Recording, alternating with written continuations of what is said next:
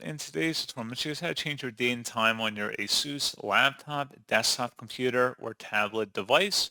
So this should hopefully be a pretty straightforward process here, guys. And without further ado, let's go ahead and jump straight into it. So all I have to do is open up the search menu and search for settings. Best result, should come back with settings here. Go ahead and open that up. Select time and language on the left panel. And then on the right side, select date and time.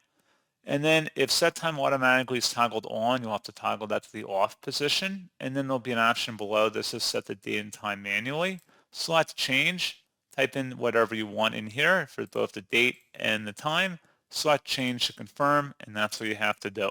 So pretty straightforward process, guys. And as always, thank you for watching. I do hope that was able to help you out, and I do look forward to catching you all in the next tutorial. Goodbye.